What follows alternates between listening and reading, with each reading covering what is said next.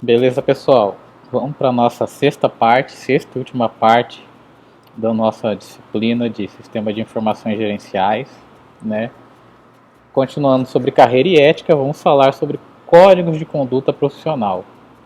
Códigos de ética são promessas de autorregulamentação feitas por profissionais, visando o interesse geral da sociedade. A existência de um código de ética não significa que dada profissão seja respeitada. Como você deve ter percebido anteriormente, escolhas éticas são individuais. Os códigos apenas indicam que há uma preocupação e uma valorização do reconhecimento teórico da necessidade da ética por parte de um grupo com interesses comuns. Segundo Sampaio, existe um desentendimento entre os conselhos regionais e a Sociedade Brasileira de Computação, no intuito de gerir a conduta de todo profissional de informática no país. Por exercer uma profissão criada recentemente, esse profissional começou a aparecer em todos os setores da sociedade, e devido a uma falta de regulamentação, muitas pessoas passaram a exercer essa atividade, mesmo não estando devidamente qualificadas, fazendo com que aparecessem profissionais de todos os tipos para todos os preços. Então isso é muito comum para a gente, né? Então a gente sempre tem lá o exemplo do o meu sobrinho faz por R$ 200. Então isso é uma coisa muito séria para a nossa área. É uma discussão que já existe há muito tempo, uma discussão grande e é uma coisa extremamente necessária, principalmente para nós que estudamos, né? Vamos atrás né, de, de fazer os cursos, né, de tirar as certificações, de fazer a faculdade, né? Então isso é uma coisa muito importante, essa discussão. Profissões como de médicos e engenheiros, por exemplo, estão condicionados respectivamente ao Conselho Regional de Engenharia e Arquitetura e ao Conselho Regional de Medicina, que podem vir até a cassar o registro desses profissionais, a depender da conduta ética e moral. Já o profissional da informática não precisa estar associado a nenhum órgão e pode chegar a exercer a profissão por vários caminhos, não precisando ter adquirido sequer uma graduação específica na área. Segundo Sampaio, uma primeira conclusão que se pode tirar do panorama da classe dos profissionais de computação do Brasil é que não há nenhum código de ética associado às poucas sociedades representativas. Assim, existe a necessidade que o mesmo seja desenvolvido quanto antes, trazendo uma maior valorização desse profissional. Em oposição ao que ocorre no Brasil, nos Estados Unidos existe um código de ética e conduta profissional para os profissionais de informática, desde 97 pela Association Computer Machinery, ACM. Entre os imperativos morais gerais, General Moral Imperatives, do Código de Ética e de Conduta Profissional, Code of Ethics and Professional Conduct, da ACM, tem-se os seguintes princípios fundamentais. Propriedade intelectual significa dar créditos apropriados à propriedade intelectual de outrem, considerando, por exemplo, direitos autorais e patentes. Segundo esse código, uma pessoa não pode obter crédito pelas ideias ou trabalhos de outros. Então, olha que coisa importante essa discussão da propriedade intelectual, né? Privacidade. Verificar que sistemas sejam projetados e implementados para proteger a privacidade pessoal e aumentar a dignidade pessoal. O profissional responsável pelo desenvolvimento do sistema deve proteger a privacidade dos usuários do sistema, alertando sobre possíveis riscos do uso do sistema. Essa área de privacidade está em alta agora, né, com tantas coisas acontecendo aí no nosso país. Justiça e discriminação. Como membro da CM, deve-se justo e agir de forma a não discriminar ninguém.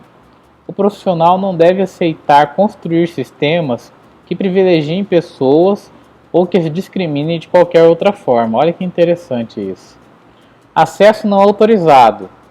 Os usuários devem ter acesso a recursos de comunicação apenas quando autorizados a fazerem isso. O profissional não deve tirar proveito de sua função para ter acesso a informações que não lhe são autorizadas.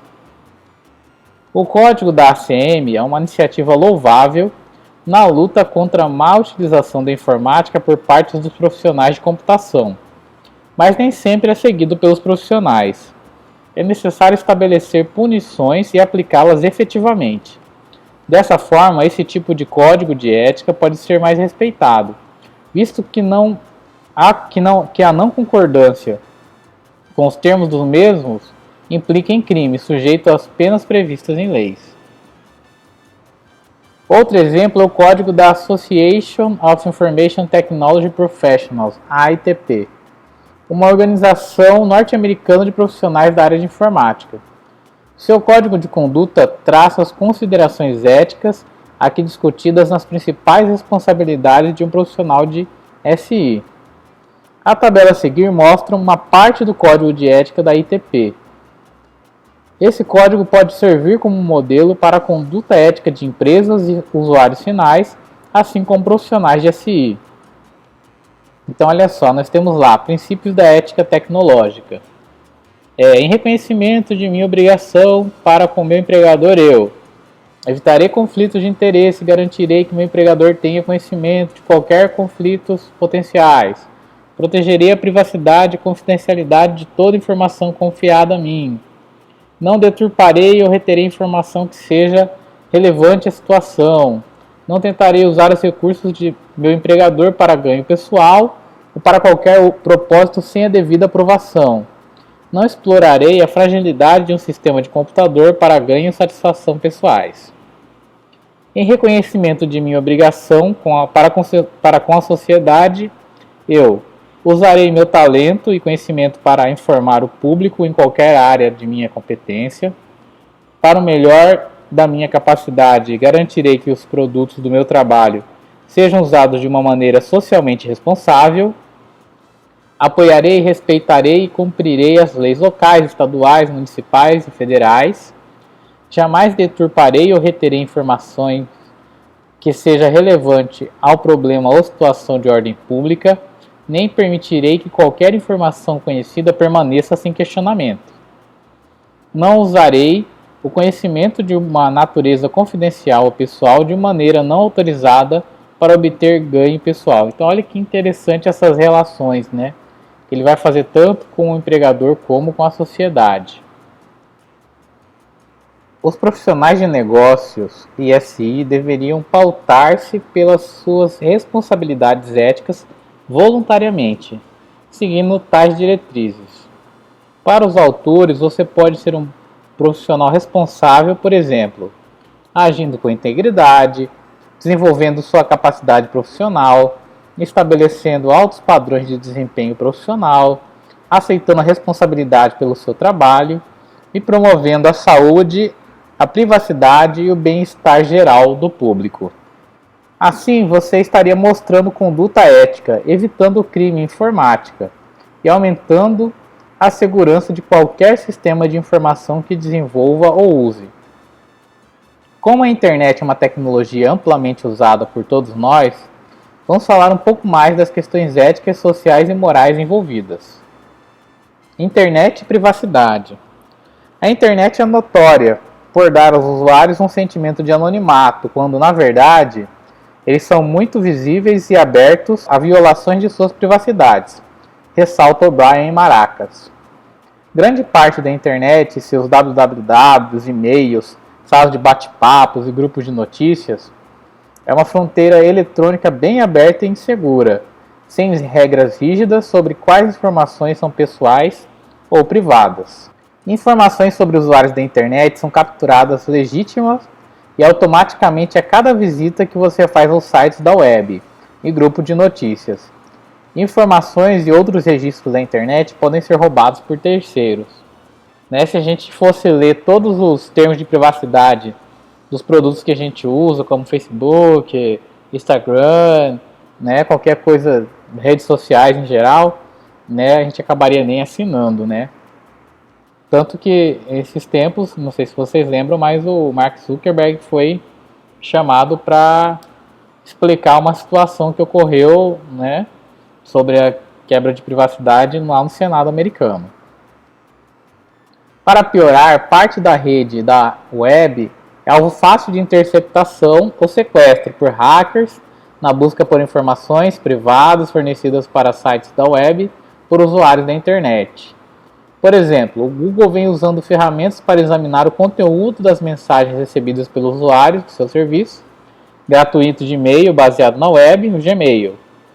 Os anúncios que os usuários veem ao ler seu e-mail estão relacionados ao assunto dessas mensagens.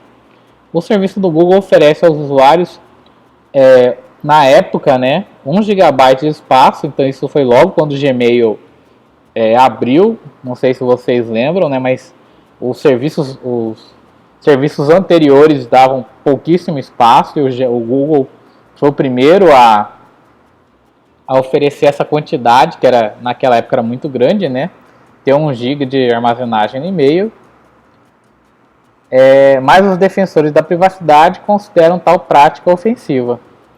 Então a gente tem aí 2 pesos, 2 medidas, coisas que a gente precisa analisar. Por que será que a companhia oferece esses serviços? E até hoje o Gmail é um líder hoje de mercado, como solução de webmail.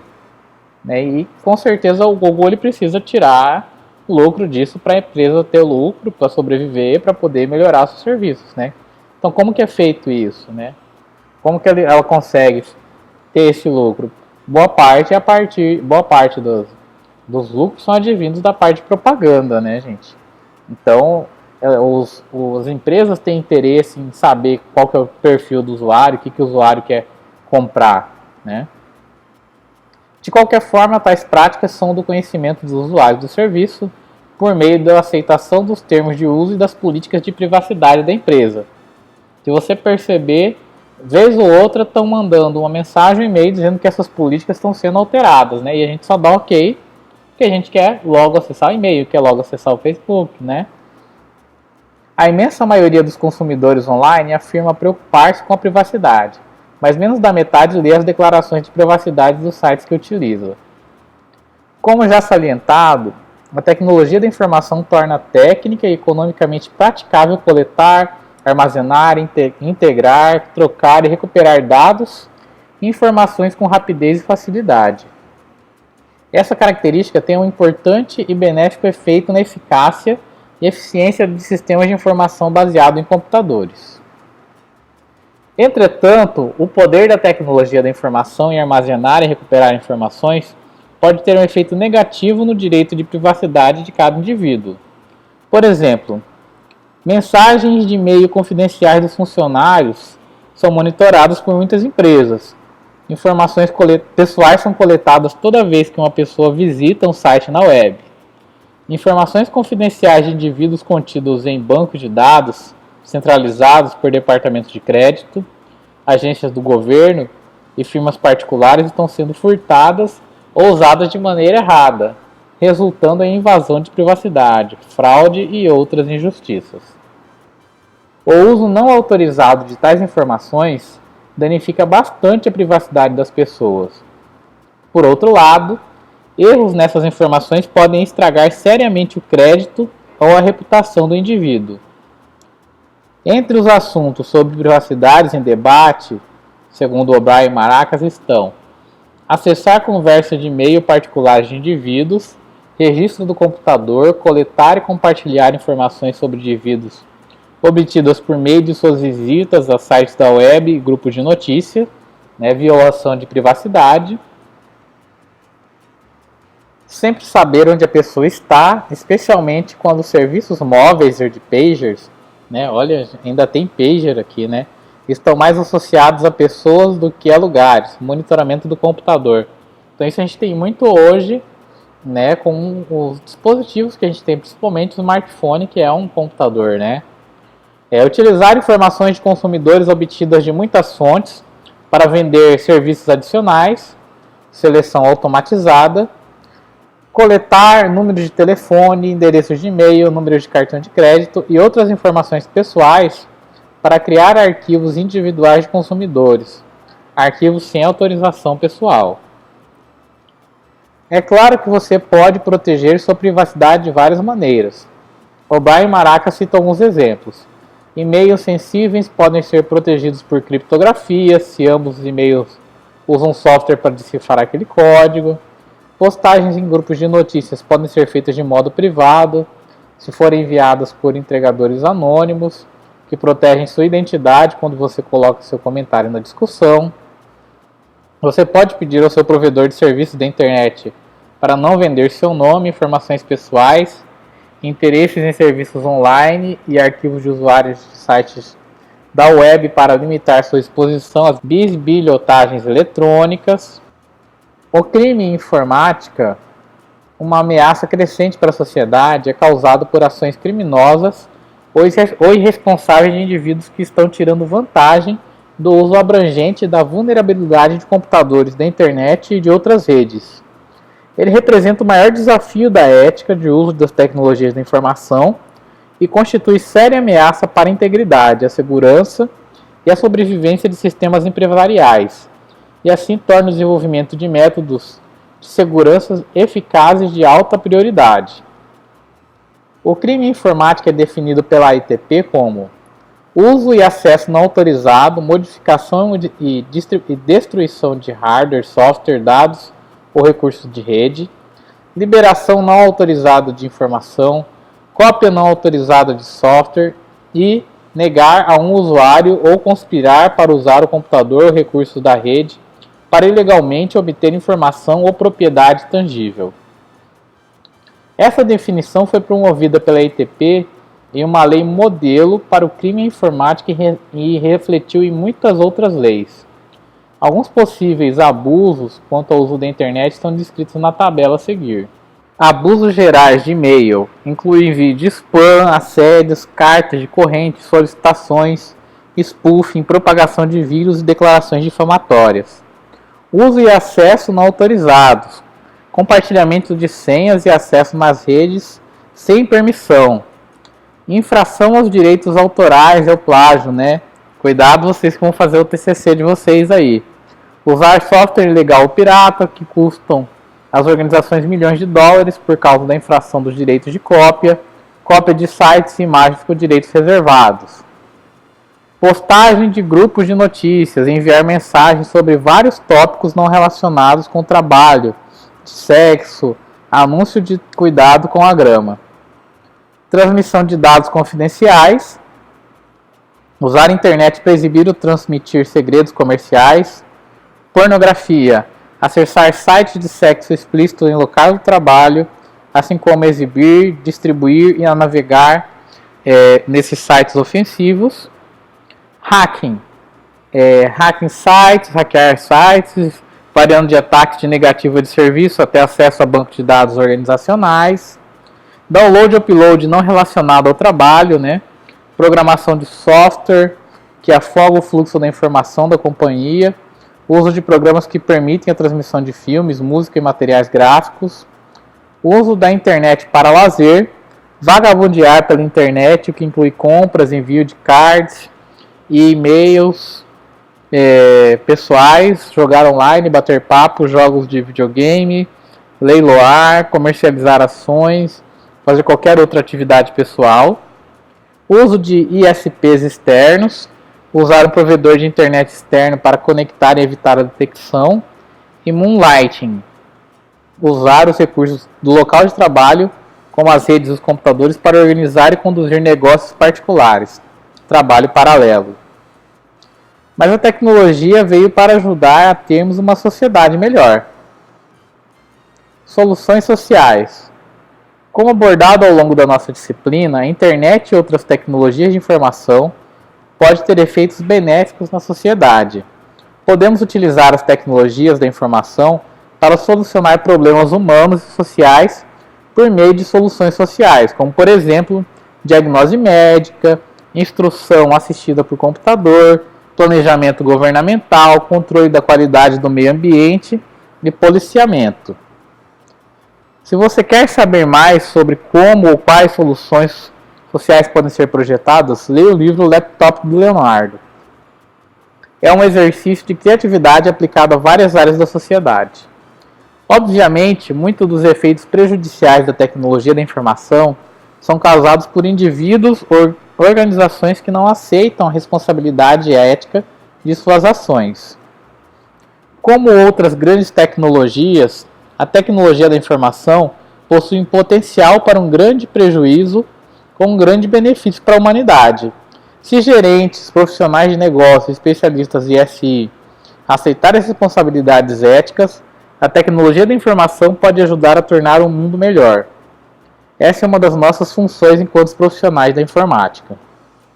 Acesse o site da Sociedade Brasileira de Computação e na revista eletrônica Horizontes você pode ler um pouco mais sobre os desafios da carreira em computação, sobre a conduta profissional na nossa área e muito mais. Então fica aqui o link para vocês da revista eletrônica Horizontes, é uma publicação da SBC, da Sociedade Brasileira de Computação, e eu recomendo muito vocês fazerem essa leitura. Além dessa área de carreira da computação, que é muito interessante, né? Vocês vão ver várias matérias bem bacanas, mas também muita novidade aí da nossa área, tá? Fica a dica para vocês.